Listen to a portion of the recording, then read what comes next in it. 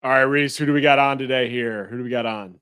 We've got our good friend, Tyler Brabec of Brabec Custom Homes down in Aledo, i.e. Fort Worth, Texas. What's he going to talk It was a about? banger. Yeah, it was a banger of an episode. It's more so talking about like purchase orders and how easy it is to mitigate so much risk, but more so even how intertwined POs are and the variety of different aspects of the business, all the way from pre-con to controlling costs, to communicating scope to subs, to communicating scope to internal employees, to managing costs and payments. It really is a good episode to listen to, especially when it comes to running and scaling a successful construction company.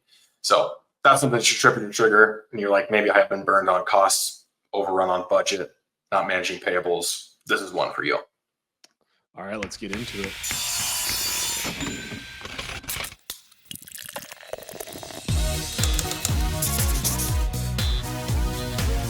Welcome to another episode of Builders, Budgets, and Beers. We're joined with our good friend Tyler Brabec. Tyler, give us a little snapshot of yourself, Brabec Custom Homes. Yeah, thanks for having me, guys. Brabec Custom Homes, we're a luxury home builder in the Dallas-Fort Worth market. We specialize in managing our clients' kind of dream from not knowing what lot they're looking to build on to just kind of moving them in and warranting their home at the end. Our build process, we're typically working on projects that are 1.5 to upwards to working on a $10 million project right now. So it's a little bit of all in between right now. Our bread and butter is like 2 million to 2.5. You don't get a guy with a $10 million budget walking in every day. So we love those projects, but not yet. The great, really 2 to 2.5 in the Fort Worth market is the price point where we can really start to use the correct subcontractors. I can hire the correct project managers in my office that need to get paid a certain amount of money to properly manage the project. So that's our bread and butter. Our MO is kind of, I'm a structural engineer by trade. The guys in the office have an engineering degree that are managing your project or a building science, building management degree. So we're not just what we would say good old boys managing one of the biggest investments in your life. So it's a little bit about that. So what I hear is very high end, very quality built homes with very well educated and very professional people. You nailed it. Over Brabec. We'll put that on the quote up here. Royalties, we'll send over the agreement after this. But okay, that's great. And even so, you said structural engineer by trade, and I think this is going to be important. Give us like just a 15-30 second snapshot of like your resume, if you will, or how you started getting into construction. Yeah, so went to UT Austin, focused in civil engineering with Oakham Horns, with a structural focus, with a business management minor. Graduated, did high-rise structural engineering at a big structural firm in Dallas. That was high-rises, big tilt wall buildings. I did the Cowboys retail system, and the Stars was called. Helped with like the Eddie headquarters down in Austin. Was doing Gaylord and Rockies in Denver. Did a ton of huge projects. Got work 100 hours a week, 7 days a week. I was working in someone's predetermined timeline that I had no control over. It was quite frustrating. So I got burned out. You can get burned out pretty quickly doing that. So I got burned out, had an opportunity to go work for a Fortune 500 builder at the time that was a luxury builder. It's Toll Brothers. Worked for them, did their structural engineering at the time. Great company. I've said this before. I still, obviously wouldn't be where I'm at today without the training that I got from Toll Brothers. It's just a different process and different product, but their marketing genius there is kind of what I learned to help grow Brabec Custom Homes. But I went and worked in structural engineering, was doing site visits, inspecting the work that I was designing, realized I was really just putting together a punch list for the guys in the field that weren't doing their own punch lists. And it was kind of tedious, and was like, okay, well, these guys are doing the fun stuff, putting, the bricks and nails together of the house. And I was sitting behind a computer, just drawing lines on the screen most of the day. So it was kind of like this seems like fun. I'm going to give it a go. So I transferred over to the project management side, and at Toll Brothers they have an APM, Assistant Project Manager program, that is really like you need to have an MBA or you need to have an engineering degree to get into that program. And within the production home building realm, it's extremely unique from who typically is working in a residential space. So I got a kind of a crash course on how to run a business over a year. It was marketing, sales, the actual nuts and bolts of construction, dealing with warranty. Like I saw a million problems. What happens if you don't, stuff. A lot of times we get unlucky. Even today, I get unlucky with someone whacking a water line or something like that. Stuff happens, but it's dealing with how to fix it properly and stuff like that. So I got a year of, I sold homes. I sat with the marketing team. I sat with the construction managers. I had to do weekly, sent to the president of Toll Brothers locally of exactly what I had learned and what I did every single week. And I'd send him a report at the end of the week. So I did that for a year. It was huge for me. It was like, okay, I always been a little entrepreneurial, and that was kind of the crash course I felt like I needed to kind of hop in. Ended up actually taking a job in multifamily, doing full $50 million 5 and 4 story apartment complexes in Dallas. Great company, privately owned. Kind of gave me the flexibility to start my personal house at the time. And really, the architecture and the way we were doing it was a lot different than the other guys in the market at the time. And that first one I started, had 200 people reach out to me over the first couple months, just curious about the design and everything else. So we ended up selling that one, bought another lot, sold that one quickly, and it just started to snowball pretty quickly in about 2020 for us. So we're going on basically 4 years of full-ish time, really 3.5 years of full-time Brabec Custom Homes. I think we're on 30 homes under our belt now. Nice. We're finding our groove right now, and it's it gets easier every day the farther removed we get from COVID. Yeah. Not to say we don't have other issues now, but So for being in business for 3.5 years, one of the things I noticed about you seem to know a lot of other builders. You're like our champion referrer. Everyone's going through Tyler Brabec. Yeah. How did you get to know all these other builders in your market? Man, I think How are you doing that? I'm obviously teamwork makes the dream work, right? Within reason, even next door does some of the lots I own. I'm good buddies with some of the guys in the neighborhood with us, and it's really, iron sharpens iron, and I try to always surround myself with other like-minded individuals that are successful in what they're doing. So for us, it's, I always I'm kind of, we use each other as soundboards, really. It's just kind of, have you encountered this before? Are you doing, what are you guys up to with this? Hey, I saw on Instagram you're using this product. It's a lot of that. Obviously the market in DFW, I think, has been probably statistically, and even Fort Worth, probably the top 3-5 growing markets in the US. So obviously very blessed to be in the right place at the right time, I think. But are you going to builder, are you going to the HBA sessions? How are you meeting these guys? Look, I don't, I'm not that I have anything against the HBAs or anything like that. I think a lot of that is just basically other vendors trying to sponsor events and stuff like that, and getting, it's like our subcontractors or energy consultants or stuff like that.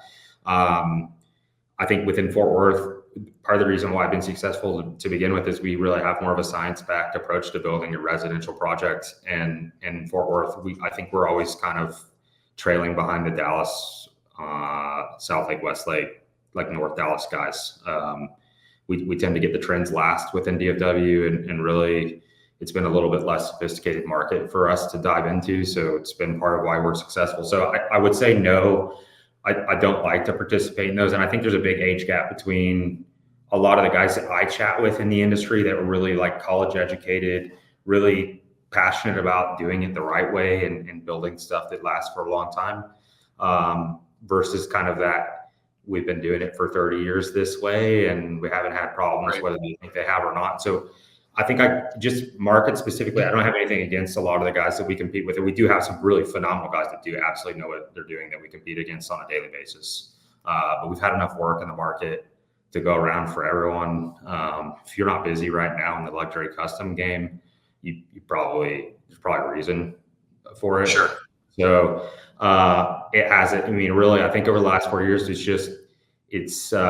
we've shared the same miserable experiences dealing with stuff that's out of our control. And we've bonded a lot over who can sell you lumber in 2021 when I couldn't. I mean, I was power dialing lumber yards like, please God, I need to build this house. I'm really obligated to build. I need this lumber.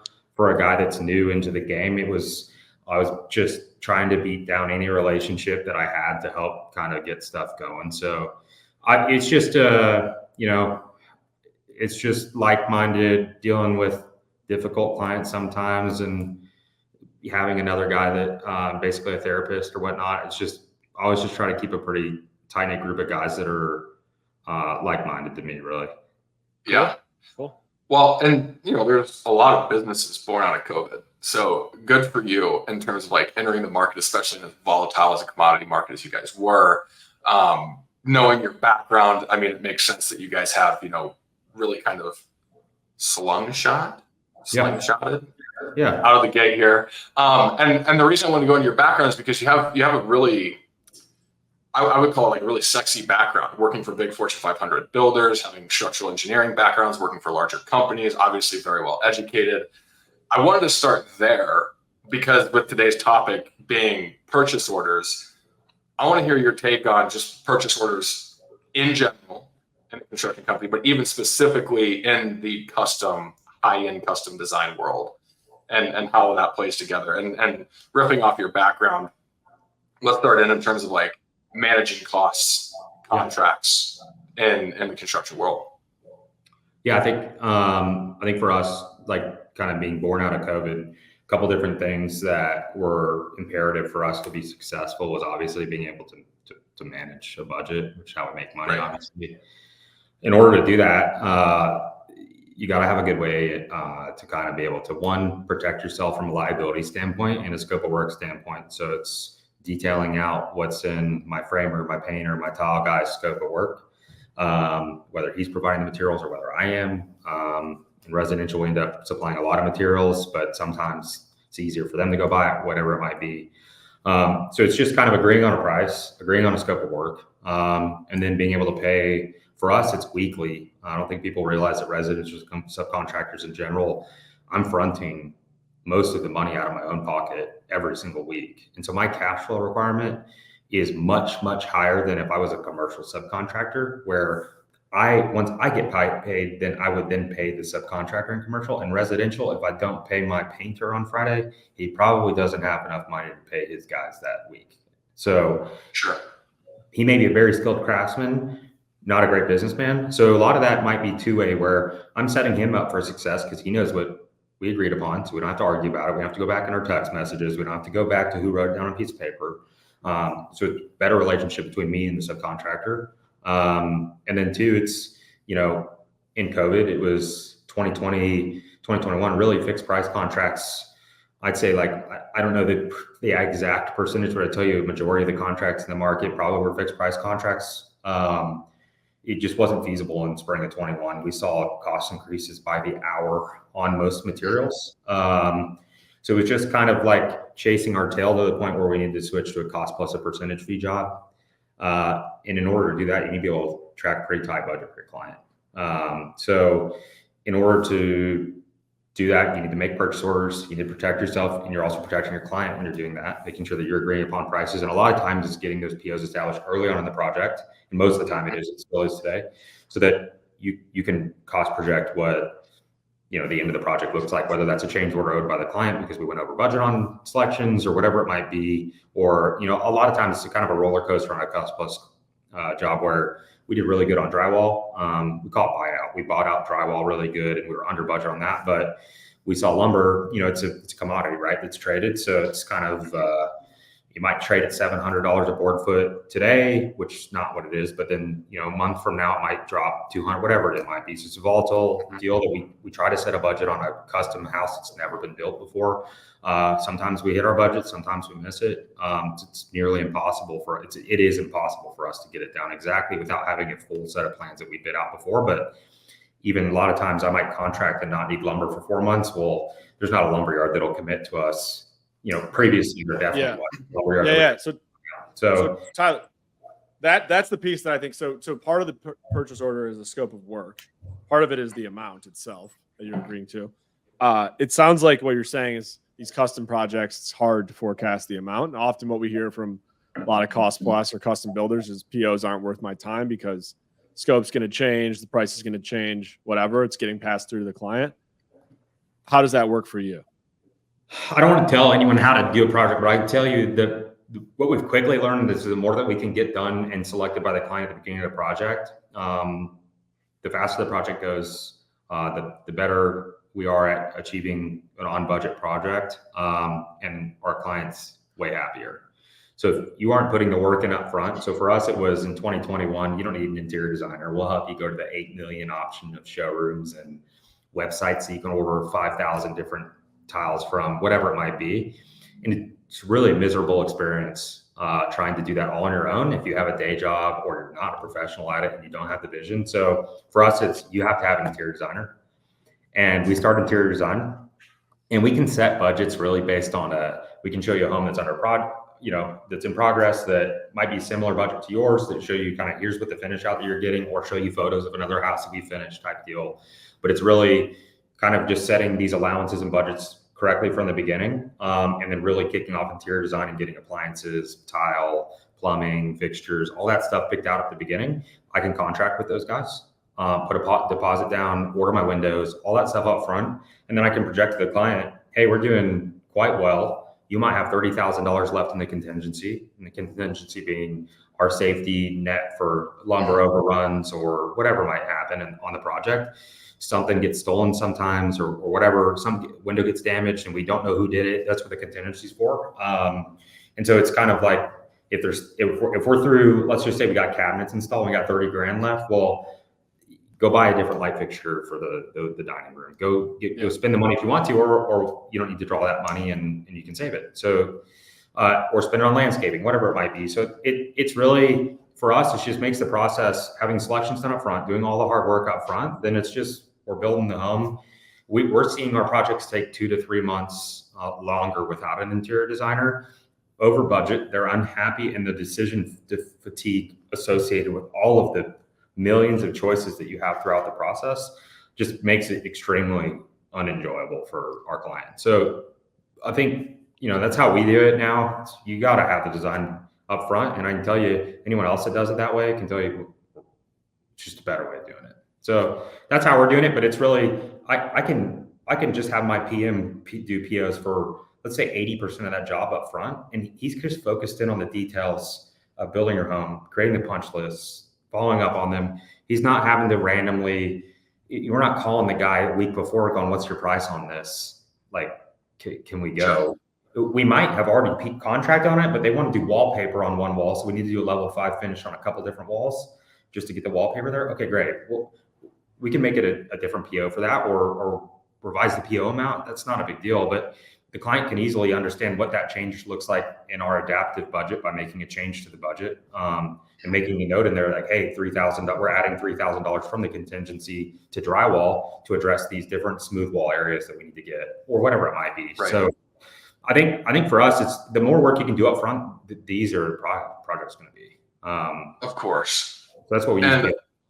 So that's after you guys compile basically all these customer experiences of not having interior design, not having like really rigid, I'll call it pre-con processes of like sitting down, design, working with interior designers. And obviously you shared some numbers at the beginning, you're doing about 10 homes a year, let's call it, from the 1.5 to 10, right? You guys are a sizable business. What about for the builder that's trying to get into a more established PO process? Would you say it's a requirement to be working with an interior designer? Or what are some things that you might have been able to do on the front end? Go ahead. Yeah, I mean, any builder's going to tell you the construction process is usually as good for your client as the expectations you set at the beginning of the project. So it's about setting expectations. If you're building a $500,000 custom home, well, that's one, I feel very sympathetic for you because it's impossible to do that. But two, like you really should just have a set of, maybe it's a booklet or something that you spent 40, 60 hours on. And here's your 2 or 3 options that I already know the cost. And here's what you can pick. Here's the 10 selections within the design showroom, the flooring company that you use or whatever it might be that you get to pick from. Here's our 3, it's called quick set doorknobs that you get to pick from. And you can pick between black, gold, or chrome, whatever it might be, right? Yep. So I think it's just narrowing down. It needs to be more semi-custom at a certain price point. The cool part is, if you're building the same home model or similar to that, you can do a quantity takeoff and figure out how many doorknobs you need. And these are the 3 options that cost the exact same that you're offering your client, and just really streamline the selection process. Because I think what you'll find is a lot of our clients don't want a million choices. They want us to show us the 3 that are really good and go from there. For us, it's a lot of MTech hardware or something like that. Within the MTech realm, great, go pick whatever you want. There's stuff that's way more expensive than other stuff, but at least they're in the kind of the right realm. But 99% of the time, our interior designer picks something out, and they don't really even totally care because it looks cohesive with the rest of the design in their house. I think it's just getting kind of narrowing down those selections, putting them in a booklet. At Toll Brothers, we had group 1 and group 2 selections. I was going to say your Toll Brothers experience coming through. You already know what they cost. You go in there and you get to pick from 3 different color lines of plumbing. You get to pick from, and that plumbing matches the bathroom part around the wall. You got to pick from level 1 or 2 tile. You can do that at a flooring showroom somewhere else. You don't need a Toll Brothers design studio to go pick it from. But you're in there, you're picking out your exterior colors in your group 1, your front door, your roof color, your brick paint color, or your brick samples, all in the office with you. Anyone can do that. And then your group 2 appointment is, maybe that's 2 or 3 appointments, but it's kind of lining out that hardware, your plumbing fixture, whatever it might be, and those things. And it might be an 8-hour day, it might be a 12-hour day, and can they come back and revise their selections? Happens all the time. But at least you're just limiting the products that you're offering that you already know what they cost. So you can put a PO together on that stuff super easy. So Tyler, do an estimate or a budget without knowing roughly what you're including anyways. Yeah, but this is the thing. So this is what's kind of interesting to me, is that you seem to have, to Reece's point, a robust pre-con process. You're really focused on getting things right up front. You got an interior designer. Why are you doing cost plus, right? It seems like you're kind of geared up. We're switching away from it. For us, I would love to not do cost plus projects. I'd love to do a fixed price with allowances project. And that's what we're doing. We're hoping to sign a contract tomorrow that we just sent out, and we're on revision, let's call it 20 of the contract, trying to make them feel comfortable with our verbiage in the contract. And we just signed another one a month ago that was fixed price. We try to sell a home every 6 to 8 weeks in the office. Depending on price point, we may take less if they're bigger homes or whatever it might be. But we have obviously the ability, I can tell you up front what it's going to cost, price roughly per square foot based on a very similar model we've done. If not, like the higher end projects, they're always cost plus. On a $10 million project, I'm not taking the liability on a fixed price. It's just too many variables for us. But on a higher end project, we might charge monthly for supervision from a project manager or a superintendent, or maybe it's both. And then we charge every single overhead piece to that project in addition to our profitability charge or fee. So they're just structured. There's cost plus fees, but then in a $2 million, I can't charge my project manager monthly salary to that project. I can't do those things. That's just not market driven from what I can bill for. On a lower end home, you should not be doing cost plus on a $500,000 house. It's the same amount of work for me to build the $500,000 house as a $1.5 million house within reason, with a client involved. If I didn't have a client involved, it's way easier to build a $500,000 house for 100 different reasons. But, even then, like what you're saying is, I have a robust pre-construction process. Well, on a $500,000 house, I could also have a very robust thing that I've already kind of narrowed down into cost, like certain items or whatever it might be. And just, we're just rolling from, I don't know any, we'll call it semi-production or production home builder that has kind of gone through the headache of trying to grow their business that isn't currently streamlined their selection process into a couple different appointments that they already know what those items cost. There's just no way to do it. Yeah. You have to. And if you're not doing that, you should. Yeah. Okay. Yeah, got it. Makes more sense. I was what I thought was interesting is this mix of the PO process combined with the cost plus, but it seems like you're kind of, maybe a lot of that was just driven by commodity pricing or material pricing during COVID, less about like not knowing the scope of work. and now you're shifting back towards. We are, but so for me, it used to be I ran a project right by myself. And then I hired a guy, and I hired another guy, and we've just snowballed, right? But now my guys are responsible on a fixed price, whether it's a cost plus or a fixed price. It's the same process for us. I want to know our profitability on the project. Yep. Our clients want to know how their project health is from a financial standpoint. Yep. They're either reporting to me directly on it, or they're reporting directly to the client, but our process is the exact same per project. Mm-hmm. One of them, we're sharing the cost on only the allowance items. The other one, we're sharing the cost on every single thing. That might be a marker that they go and buy at Home Depot to mark studs to show where the gas lines need to go or the shower head locations need to be. That's specifically built a product, but that's also specifically built on a fixed price. We just have a budget associated with those things, just like we would on both. We're just not sharing those items with the client. We like fixed price because they don't have to get into the minutia of that kind of stuff. Like, did he use that marker on 2 projects? Should he build both of those to, because it's starting to get into the details on that. It's, one, it's unfair to them because maybe we did use it on 2 projects, but we bought it primarily to work on 1. How am I going to bill my $4 Sharpie it just gets really tough on that kind of stuff. And clearly there's some overlap on some of those things. They're not big ticket items. They're the $4 stuff. I'm not billing a tape measure to the job site, but I am billing a spray paint can to the job site that I'm using specifically to do that job. So we just try to, I think the cost plus jobs, the client and I, we were on the same team to try to get the subcontractor to a certain price. And then it just got way too in the details of why are we over budget by $100 on this one, but then when I'm under budget by $10,000 on another line item, that doesn't matter. We're just specifically focusing on a one cost code why I'm over budget on that. And it's like, are you not looking that we did super good and we're actually $9,990 under budget in general, but we missed one cost code. We're over budget. Mm-hmm. So it starts to get into, well, then my guys are just playing games within the budget. Maybe we'll put that marker to a different cost code so we're not over budget on that one line item. It's just getting the client involved when they're not specifically experts in accounting, let alone the construction means and methods and the materials that we need to put their project together. It just creates you're just getting way too into details on something when you already have 100 million other decisions to be making at the same time. The last thing I want you to do is start micromanage the project from a financial standpoint. Yeah.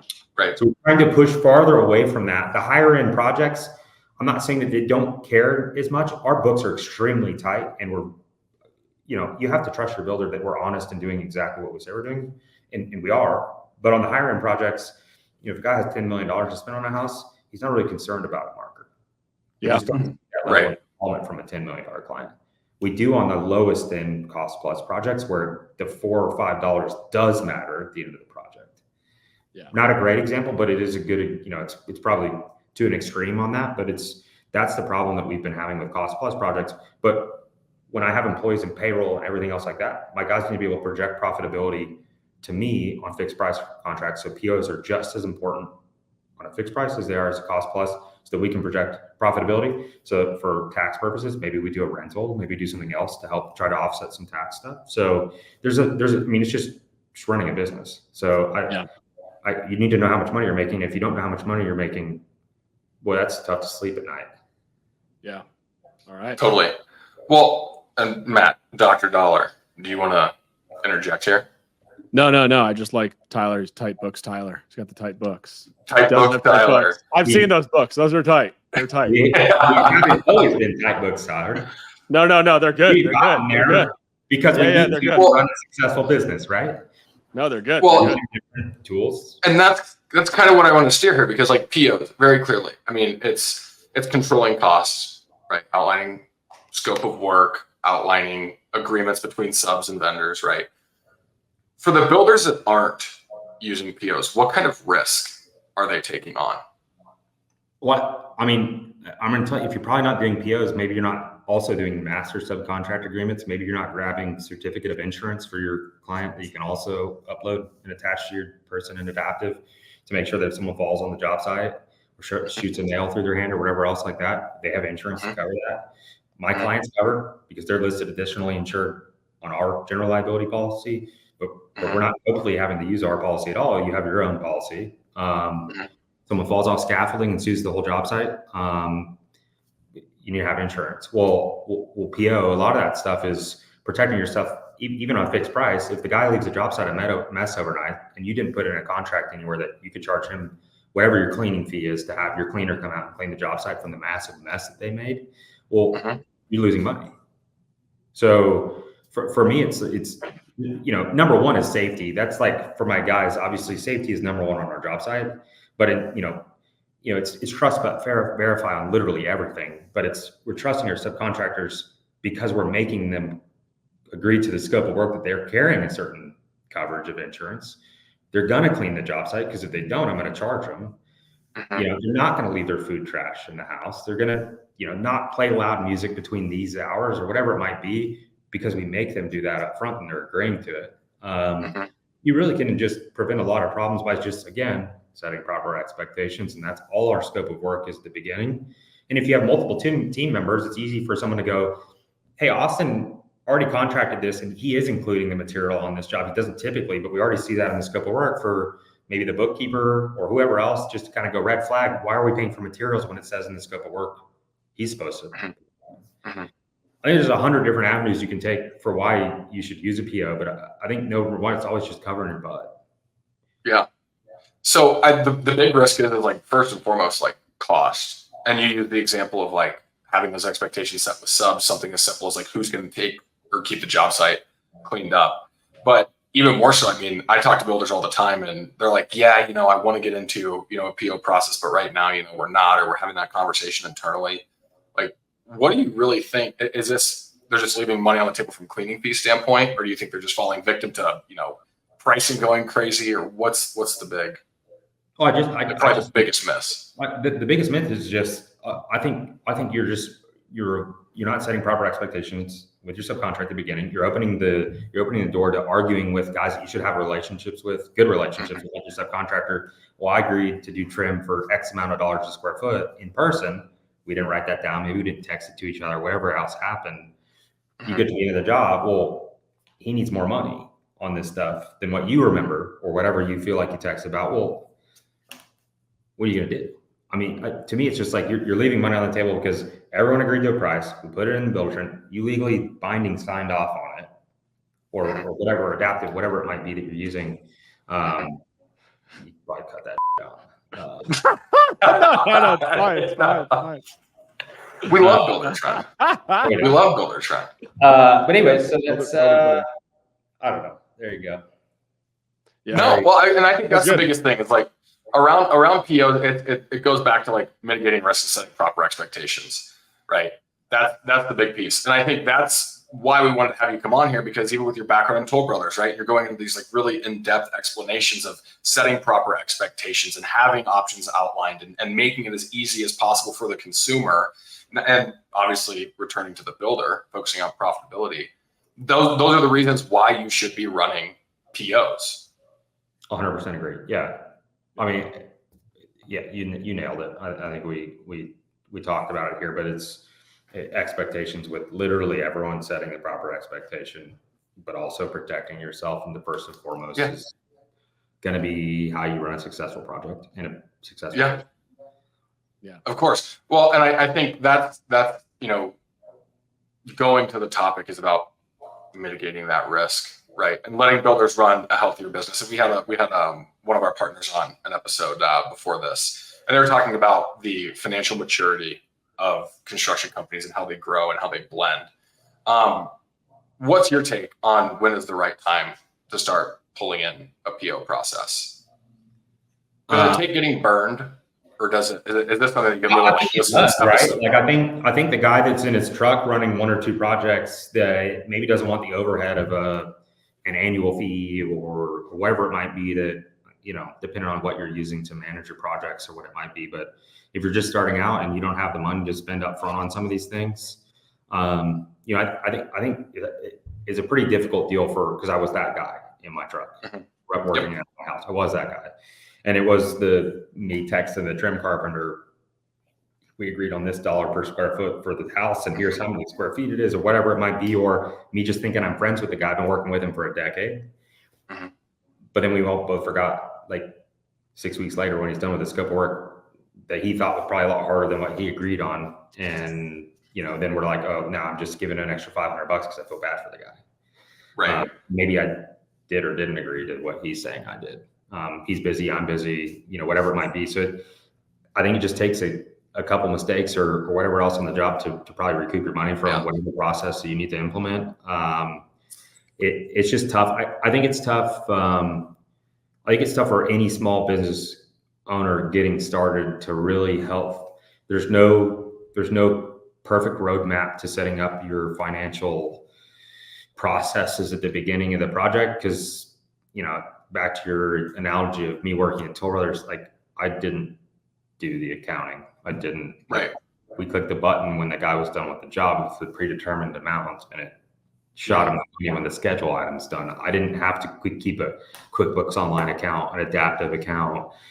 If we had a bill pay or write checks and reconcile the books and account at the end of the month, I didn't have to do that. Right. And so it's really easy at the beginning to kind of have a spreadsheet and go, I'm going to put all these price per square foot in this house, and I'm going to put a profit margin associated with it. And then just go, okay, well, I know mentally that I paid $6 a square foot for framing when I had $8 budgeted. I'm $2 under budget. Well, I can afford to go a little bit over on this. So you start to mentally go, your money goes away real fast at the end. Sure. We say this to our clients all the time. It's like your little $500 change here or $1,000 change here. It doesn't sound like a lot of money, but you do it 30 times, you're in the hole real quick. And the same goes for a builder. You start eating stuff left and right to make your clients happy, to make your subcontractors happy. And when you're just getting started, it's hard to get certain subcontractors to show up to your job because they don't know who you are. You may only be doing 1 or 2 houses at a time, and they don't want to ruin any of the relationships with anyone else they're already working with that gives them consistent work to go hop to your house when they only have 1 or 2 crews or whatever it is. So I think the easier that you can make it for the subcontractor to be paid quicker, the predetermined amount that you already have, and also be able to manage your profitability on the project, the faster that you can do that, the better the subcontractor is going to have on your job site, the more profitable you're going to be. And really, the happier I think everyone is at the end of the process. Yeah. It's interesting. You said one thing. You said a lot of smaller builders in the truck might not want to pay for the overhead to kind of buy the system to manage the POs. More often when I hear people talk about the overhead associated with POs, it's just like the action of creating the POs. Based on everything you're saying, though, it sounds like if you just put the work in up front, it definitely saves you time in the long run or even in the medium term as the project's ongoing. So I guess back to Reece's question, do you think everyone should use POs? Do you think there's kind of no doubt about it? Yeah. Absolutely no doubt about it. I mean, if you have a day job and you're on the side building your own little thing and you don't have time during the day to just while you're there on the job site to put that PO in, as easy as it is to connect to a hotspot of your truck or whatever it might be to log in to Adaptive and write a scope of work or just quickly agree to a price on the job and send it over to them for approval. It's go home and just, why don't you try to pre-contract, and we call it buyout again, try to buy out as much scope of work as humanly possible on the project. So you just focus in on the details of executing. Our job's already really hard to get generally unsophisticated subcontractors to build, a home for something that for our client is a super emotional process. So the more time that you can dedicate to making sure that the selections are being installed properly and everything else, not having to worry about on the back end about, I got to try to save $500 because I messed up on the front, whatever it might be. I'm going to do one less clean to try to recoup my money at the end because I didn't put in the small amount of time to agree to that price up front with this person and just not focus on it, pay against it super easily, ACH them their check. You don't have to deal with Fridays running around. I tell you right now, this is another great part about POs.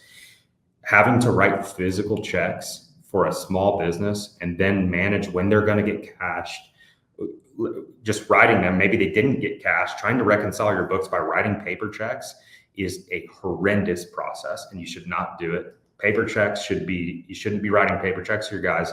You should make them sign up for ACH and you pay off ACH every single time. Yeah. Paper checks, you will spend an entire Friday trying to meet your subcontractors. And for us around DFW, I think people in general nationwide forget how large DFW is relative to the rest of metropolitan areas. But if I had to drive to North Dallas to pay one of my subcontractors, that'd be like driving from Boston to, I don't know, Manhattan area, maybe. I like state lines for me to pay a subcontractor on Friday. Yeah. But that's the thing. Our subs may work in North Dallas, but also in West Fort Worth. It's right. just part of the market. And I might have a client that might be in one different parts of the area that it really is, we're an hour away from each other on some of this stuff. So it's Fridays. You want to talk about what's time value of money. Well, how much is your time worth by running around in your gas and your truck and your mileage per mile and everything else, by writing paper checks on Friday? And then hoping that that last check, you didn't have a PO, you don't have really great books to begin with. How do you know how much you paid the guy to begin with? You say your invoice that you're paying off of, how do you know that that's the correct amount, that final invoice? You may have overpaid. It happened to me all the time. Yeah. So the checks thing you brought in is actually another, it basically fits the theme perfectly, right? The reason we often hear our customers or builders in the industry don't want to, or will keep using checks, is because it takes a little bit of time to collect payment information from their subs. And so it's another example of just not putting the work in up front so that it's way faster. I mean, look, I'm not going to say that the processes and programs and everything that when I started building weren't there. I don't think they were. I mean, clearly, because I'm using a new program called Adaptive to manage all of our financial stuff, right? But that aside, like, we tried all of the softwares and it was never easy. We always we were using a company called Melio. No offense to Melio, really hard program to link to QuickBooks. Is it even around anymore? I don't know. I think they got sold or something like that. It doesn't matter. Right now, was that a really tough process for our subcontractors, because they said the check's in the mail, but then what was it, 3 weeks? Was it 2? I mean, I was getting beat up, but the money was already out of my account. When was I like? So it's the ACH thing. I mean, I get some contractors might take my check that I hand wrote down to the gas station and cash it. Right. Don't really want to work with those guys to begin with. Right. For 100 different reasons. Probably not signing your W-9 agreement properly either, that you need to report to the IRS. So I just tell you, right, like the ACH process, getting your people to put in, if they have a checkbook or they can go in their app and just 30 seconds to put their bank account information in, get a check, get their money directly deposited within 2 to 5 days, depending on what it is. This is a no-brainer. And like, you can process that stuff on Wednesdays. You don't need to do Friday bill pay. You can do it on Mondays. You do Tuesday. Just organize it. I tell you right now, Friday, I'm not trying to work Friday at 5:30 to drop a check off to a guy. Right. Well, and that all goes back into like managing cash, understanding, what are the expectations around what are we going to be paying this person, when, how much have we paid this person, and even tying this back into the thing was like making it as simple as possible to put the work in up front. And that's usually the barrier to entry for these people, right? And most of the times when people aren't running POs, it's because they don't have the time to get into it. And you had mentioned a couple of different. They have the time. They have the time. They're just not doing it. Well, I think it's the prioritizing it. Yeah, it's never that. It's, to me, if you can't find the time to make sure that you're making money, then why are you doing it? I love building homes. I'm extremely passionate about it. Wouldn't do it for free. Right. You don't want to make money. You don't want to project how much you're going to make. You don't want to know how much money you need to save that quarter to pay the IRS. To me, it's just kind of a no-brainer. I just felt like at the beginning of this, and you guys know I'm a pain in your butt in general, but there's just not a process for us. There hasn't been until the last year or two to properly be able to manage POs, pay them quickly through ACH. It just wasn't a thing. So I was running around Fridays. I mean, heck, there might've been in my office. We even have a line of guys I'm just over here, just hand power writing checks on Friday or number, loading the pre-printed checks into the printer. And I'm going into QuickBooks and trying to print my check queue for the week. Or I'm putting a stamp on when's the last time you put a stamp on a letter and sent it to I hate letters. I don't want to deal with the U.S. Postal Service. No offense to anyone that worked there, but I don't want to trust that my check is going to get there either. And then that's a whole different debate about I don't want to pay a check twice. Yeah, for sure. Stop payment on that one and send it up. It's just 100 different reasons. But to me, the PO thing is just, you have the time because you're estimating what the job's going to cost at the beginning. If you're not, you shouldn't be building homes. You should know what your estimate is. You should set a profit margin. Your goal is to hit your projections and make money so that you can continue to do it. But the big part is if you don't continue to make money, you can't warranty your old product. Two, because you're going to have a backlog of legally required to warranty, at least in Texas, I have to legally warranty the structure for was 10, now it's 6 years, everything else like that. Well, my client better hope I'm in business to warranty that stuff. Part of that is pre-planning and making sure I'm continuing to make more money down the line. So there's a million reasons why pre-planning and putting the time in up front in general with really anything in life, but your project health and your company it's just a no-brainer. Yeah. It's a longer term vision. It's a longer term vision play for these builders. It's not about do we have the time, it's where do we spend our time. And whether it is like documenting like a very first baby step of documenting in a text message or sitting down outside of software and just drafting a PO in a Word doc or whatever it is, getting into that habit and that flow of buying out as much as you can, committing as much cost as you possibly can in a PO so that it's all bound. I mean, it's intermingled. I mean, this podcast it's tied into payments, it's tied into warranty, it's tied into project management and communicating scope. It's. I mean, honestly, now I'm sitting here scratching my head like, how is not every builder running POs? Like they're just opening the door for so. I'm just going to say, if you weren't before and you're a good builder, it was just because the right processes weren't available digitally for us to do it. That was really the big hurdle for us, or it was us having to use like 7 different programs, right, to manage every different piece of the puzzle. I was using a different program to do our subcontractor POs, and then using a different program to reconcile our gas receipts, using a different program, QuickBooks Online, to try to take those costs, insert them into a manual spreadsheet, add my percentage fee, and then every month print out my QuickBooks or do a live flow into an Excel spreadsheet, and then manually add in costs associated with it. And then good luck for a guy that's, maybe you don't have a ton of time to draw and your cash flow is tight. Well, going back and trying to remember what you put in, or maybe you change the cost code associated with a certain cost to a different cost code. You got to go back and figure out where that money went in your old spreadsheet. Miserable. I've been there, I've done it. It just didn't have the appropriate. That's where the empathy comes from. PO management tool, and now paying for the same thing for us. It's, I'm just getting out of the 7 different softwares and trying to focus in on, hey, we have a project management software and we have a financial management software. They're fine being 2 separate things, and they're honestly good that they're probably 2 separate things. But one of those things, we keep our drawings in, we do client sign-offs, we do consulting related RFIs, and everything else just getting sign-offs, really just liability related. But also the key to success too is proper communication with our clients, and again with our subcontractors, and part of that's clearly POs. But for us, it hadn't been there, and now that we're kind of in, when I say we're in our groove right now, a lot of that is just because I don't have to spend 1 million hours a week trying to track down costs and what I was supposed to pay a guy and everything else. It's all in one place. It's in a PO, and we can pay from that and roll. It's just guys aren't doing it because it hasn't been easy. It's easy, right?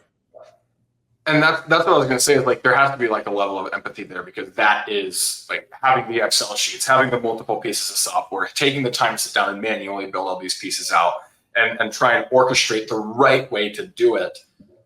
Do you think it's that process that almost creates the the not willing to change concept, or kind of that scarcity of like, I'm trying to do all this stuff, there's no way there's another better way to do it, so I'm just going to keep to what I'm doing now. It's working, it's a ton of time, but I don't want to pull the wrong cog out of the wheel type of thing. Yeah, no, I mean, there's definitely that, but I think if you're fine just continually doing the same painful process over and over again, it's like not working well, you're not willing to change, then like you're just going to keep doing it. You can have the same problems over and over again. Yeah. And that's where I go into like how many times you have to get burned to like have a PO process really sound appealing. Like in 2020, using softwares to manage your client and manage your financials and into one, like the tools that are available for us today versus where they were even a year ago or 2 or 3 years ago. I understand if you're running one project and you say you don't have time, you definitely do it. You're doing POs, you're paying. Your process on the back end is just as much time, if not more, to reconcile what you agreed you were going to pay in the beginning anyways, and then reconcile in QuickBooks your payments and And I tell you right now, a lot of those guys probably don't have cost codes. They're probably not costing you a cost code. And that's a big problem, because how are you tracking your estimate to begin with to make sure that you're hitting your budget items? I get it, because, you start up, I think QuickBooks Online is probably the 99% of small businesses are starting in QuickBooks Online, and they don't, that's a tool for your accountant and you to kind of track how things are going, but it's really not the tool to manage your budget, to manage your PO. Right. Yeah. You need to use something in conjunction with that.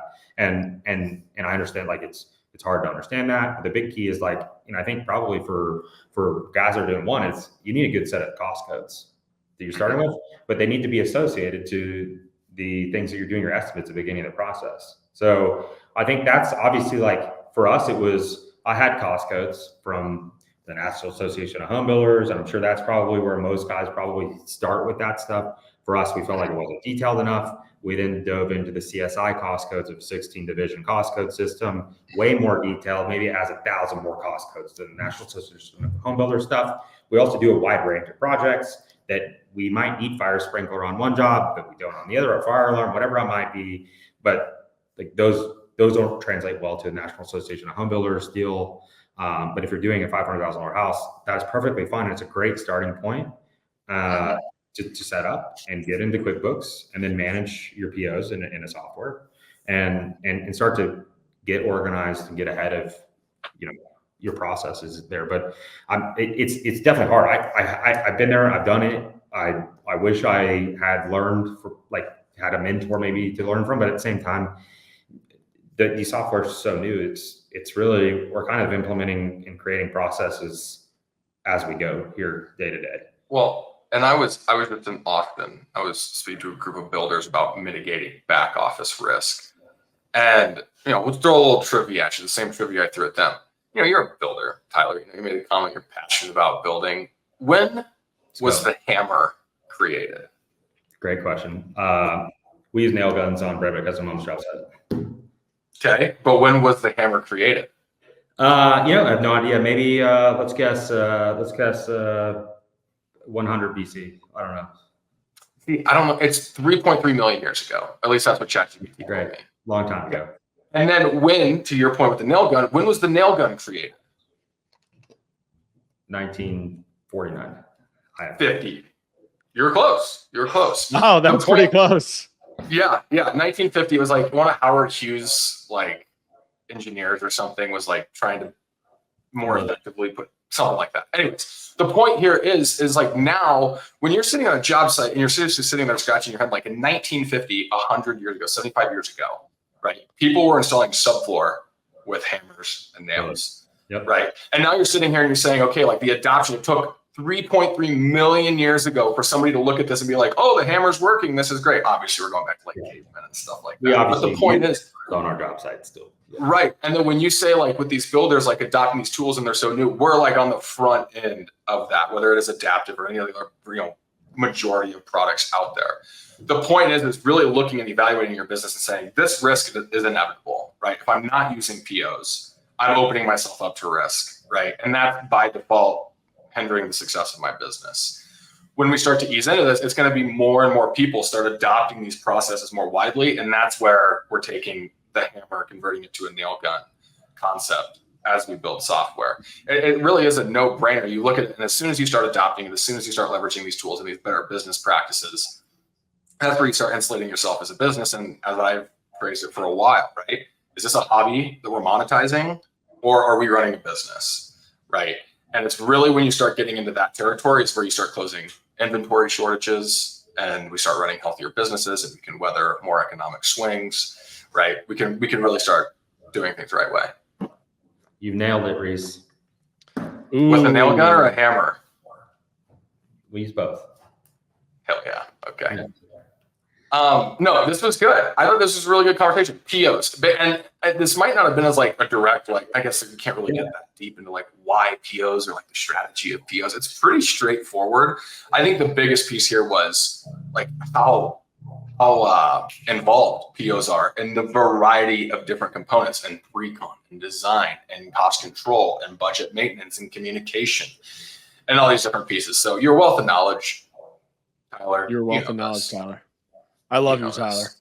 I love Tyler's you one of our earliest supporters. Answered the first cold call from Caitlin. guys. I did. Got cold call. Yeah. Angela. Frustration with 800 other softwares we were using was like, you know what, lady? I will listen to your cold call sales pitch that I normally never listen to. Yeah. Great decision God, you did. on my end, and I was in disbelief at the tools that you had to offer me at the time. Look at us now. Look at Yeah, you look now. at us now. Also unpaid by Adaptive. Just want to make that very clear. Yeah. Legitimately, I say this. I know you don't want this podcast to be a sales pitch, but it has saved us an immense amount of time. It has saved our clients peace of mind in general. It's so easy to do draws. It's the budget management piece is phenomenal for us. That is the best part. POs are obviously a phenomenal part that we've implemented and are helping, but just the budget management projection tool, the change order tool within there, and being able to real-time change cost codes within there has been a absolute game changer. Being able to, my bookkeeper put a cost code in the wrong cost or costed to the wrong cost code, where button click and Adaptive away, just changing the cost code. Doing that in QuickBooks is the hardest thing for literally no reason at all. But it's just, thank you. Thank you. That's what we're here. You know, we're just here trying to help define contractors. Really, I pay monthly for your service, but at the same time, like obviously the ROI on what you guys are charging me for the time that I have saved from not manually downloading QuickBooks project reports and physically typing in and manually reconciling my very extensive, very cool spreadsheets that I had made that I would love to never look at ever again, except for when I'm costing or estimating on the front end of the job. And that's where we're at today. Here we go. Here we go, baby. And we're at the very beginning. To the moon. That's the very beginning. All right. All right, here we To the go. moon. Love it. Appreciate you, sir. You enjoy the rest of your week. Yeah. Yeah. Talk to you soon. Talk to you soon. All right, CJ.